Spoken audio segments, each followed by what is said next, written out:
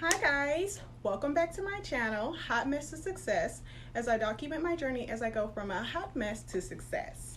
If you guys didn't know, I previously got into some trouble with the law for receiving 3 DWIs in a 4-year period. So when I talk on topics about like what I'm talking about today, drinking and driving, please believe I am well qualified. I am currently on my journey of sobriety, and I just wanted to share some lessons that I've learned with you guys, and some advice for anyone else who is dealing with drinking or who have gotten in trouble for drinking. So today's topic will be about the pandemic of drinking and driving. I gotten into some legal trouble myself for drinking and driving. I received 3 DWIs in a 4-year period, and I am currently on a 5-year probation with alcohol monitoring. A hot mess.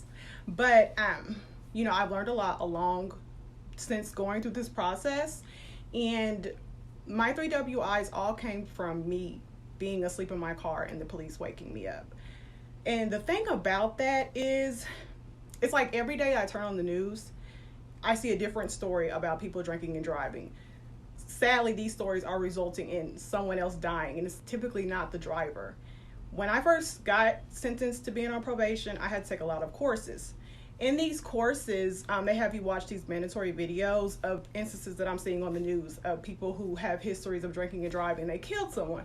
And it is the saddest thing. Oh my God. It shows the family finding out what that person was doing. The thing about drinking and driving is that you don't know when the alcohol that you consumed is going to really take into effect, and how it's going to affect you, or how it's going to impair your driving. You've heard it all your life, I'm sure. If you're an adult or if you're a teenager, I'm sure you heard a lot too about not drinking and driving because of those reasons. I don't know why, but it seems now people are very negligent in doing that. I mean, me myself, that's why I'm speaking on it. I was very negligent in doing that. I'm typically a person who likes to be in control, and at that time, I mentioned in one of my previous videos how drinking impairs the part of our brain that uses good judgment. So I felt like I could make it home. Those 3 DWIs that I had, only one of them I was actually none of them I was out partying. I was driving a long distance. I live in Texas, and I was probably drinking beforehand, probably drinking when I got there, and was trying to make, by the grace of God, my first DWI was so scary that I really didn't have memory of what happened until the police I don't even know when I pulled my car over. I was pulled over on the side of the freeway, sleep. That's why the officers came behind me, because my car was turned on. That was nothing but the grace of God, because I don't even have record of doing that. I was actually dropping something off. I was making a custom order for a client.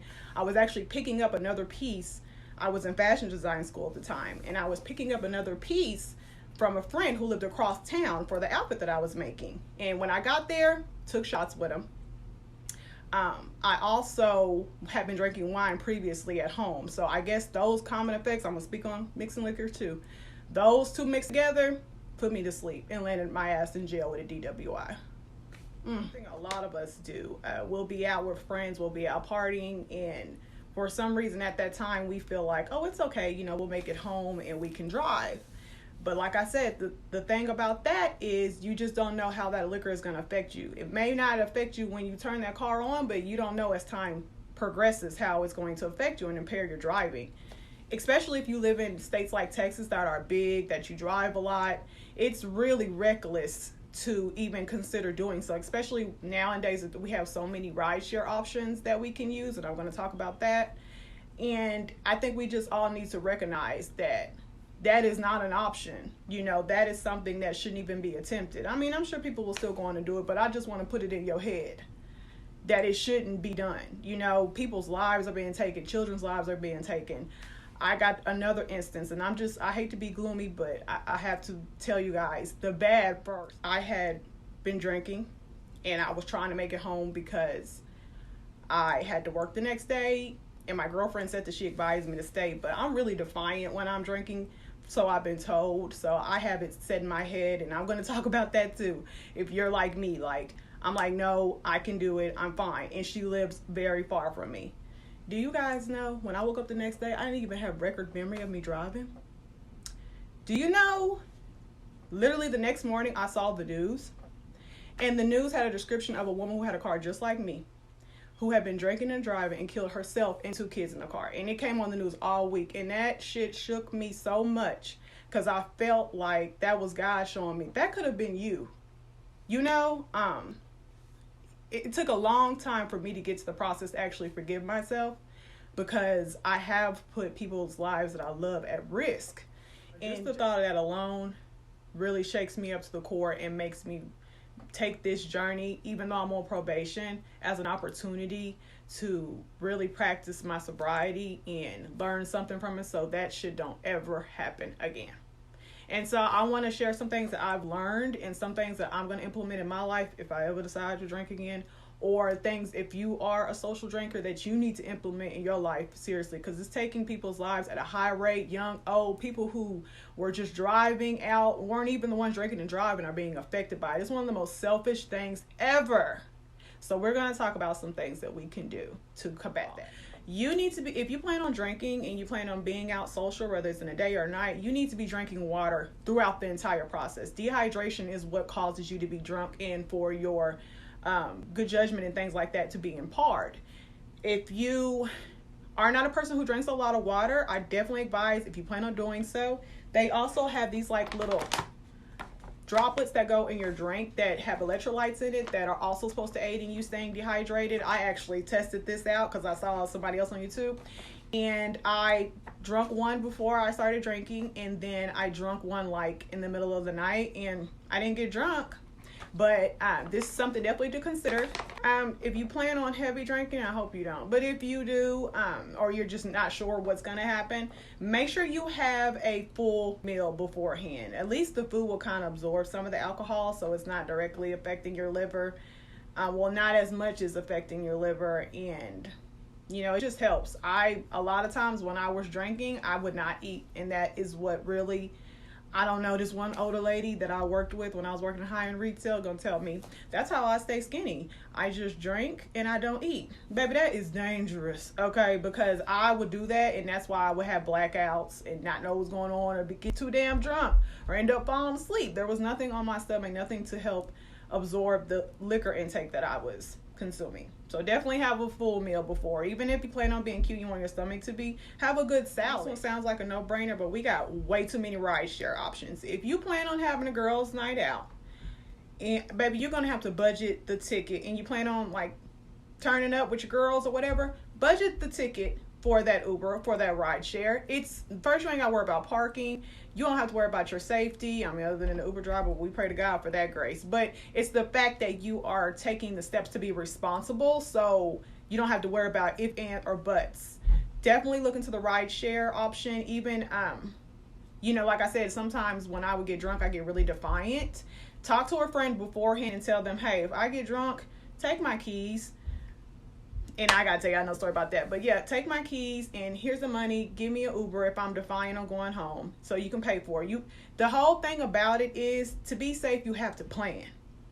To be successful in anything, you gotta, you know, you have to anticipate the good and the bad. Especially if you're like the person in the group that's the planner. Anticipate that for your friends, for your girlfriends. It's that serious. I'm telling you, I wake up every day and I see a different story about it on the news. That's why I said, let me speak on it. But yeah, take those parameters to have different options for yourself. So give your friends your keys, you know, or give them some Uber money to book your Uber, or you already have in place that I'm going to Uber there and back. That is like an underrated prevention of drinking and driving. You would think that, you know, us nowadays, we'd have common sense, but I know how it is sometimes, how you think you convince yourself that you can make it home. Baby, don't even take that risk. And my next point is also piggybacking off of what I said. You got to be a boss about your shit, especially if you plan on kicking it and hanging out. For you up and coming millionaires and athletes that come into some new money, you know, I hated to see an NFL player last year, you know, jeopardize his career like that, drinking and driving. Baby, y'all got to be bossed up about it. One thing about a boss is a boss plans every little thing. They make it look easy before you've even showed up. That's why sometimes you don't hear me call myself a boss, because I don't always like working, okay? But yeah, they done did all those little parameters behind the scenes to make things run smoothly. You got a cousin who don't drink but been calling your phone asking to borrow you some money. That brother better be the driver for the night. Here, I got $300-400 for you drive me and my partners around. Whatever. You know, if you can afford a chauffeur, get you a chauffeur. If you got a girlfriend or a significant other that you know y'all rock with each other like that, that you're always looking out for, you know, you be like, baby, I'm probably gonna get lit tonight. I'm gonna need you to not drink and drive. That person that cares about you should be down. If anything, if that's something that you and your partner do regularly, y'all drink or y'all party a lot, y'all should be alternating. Okay, tonight I'm gonna be chilling. You can turn up. If y'all want to both turn up, then y'all need to stay your ass at home or get you a room and do the Uber option. But yeah, don't ever be afraid to ask your significant other to do that. I would be so down to. I'd be like, sure, babe, I got you. You have a great time. To becoming impaired and not drunk where you can't drive is mixing your liquors. Also, what aided to my 3 WIs is I was mixing my liquors all 3 times. I would start out drinking wine because I like wine. Then I would go and drink vodka or tequila or something and just be toe up from the flow up the next day. My girlfriends would be like, why do you do that? I don't know. Like, I like them both. But baby, you gotta pick, you gotta choose. Don't mix your liquors, especially wine, with something else. I don't know about beer. I'm not a beer drinker, but that mixing the liquor is like, nothing good comes from it. Nothing good comes from it. Just stick to something if you're gonna drink, and monitor how much you are intaking, and do not drink. The first biggest prevention from drinking and driving is just not drinking and staying sober. Baby, you don't have to worry about it. You don't have no anxiety. Yeah, you may not be the littest person at the party if you're not naturally a lit person, but who cares, baby? Just take it in. You know, you'll really be entertained if you're the one that's not drinking. You're watching other drunk people. That's where I get my entertainment from nowadays, because they be, and I'll be like, damn, I don't miss that shit. It's just proper planning. If you know that you're going to be in for one of those nights, plan. Make sure that you have alternatives to you driving. Like I said, let your friends take your keys. Friends, don't be afraid to do so, especially if you care about that person, especially if that person has a history of abusing alcohol, such as myself. Sometimes my friends have told me that I be defiant, and I'll be like, if that ever happens again, girl, take my keys and hide them. My mom hid my keys from me. And I was pissed that day, but the next day I woke up and I was grateful. I'm alive. I'm still safe, you know. It sucks. Yeah, that's what I'm saying. You don't want to have to ever get to that level, but it is something that you can implement if you have an issue with doing in your life. Always please take out the opportunity to talk to them about drinking and driving, or getting in the car with somebody who's drinking and driving.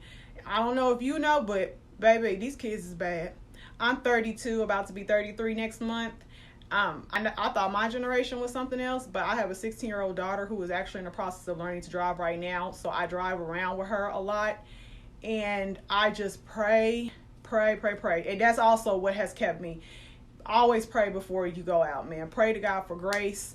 That will, pray to God to stay in your right mind, but always pray for grace. That's the reason why I'm able to sit here and have this conversation with y'all, baby. Ain't nothing but the grace of God. God has had my back so much and through this process that I feel like it is my part of me giving recognition and showing my gratitude to him to tell you guys about it, to be a witness and attest to one of my shortcomings, that God has really been present and is continuing to help me progress through. And again, that is the reason why I'm able to sit here and have this conversation with you YouTuber. Yes, sorry to stay off topic a little bit, but yes, make sure you are talking to the youth in your life. Partying and things like that is really glorified in the younger generation, and so is doing other type of drugs. I've had some instances with my 16-year-old daughter already, and we know we can't control them, but it does make a difference if you set consequences and boundaries for your children and you talk to them about it so they are aware. Just like me being in the programs, they seem redundant and they seem annoying, but that shit starts sticking with me in my head. So the next time I was in that situation, it replayed in my head. So it doesn't go in vain. And I just wanted to come here and touch on that topic. I know I can't save everybody, but I hope I can spark a difference in at least one person's mind. Till next time.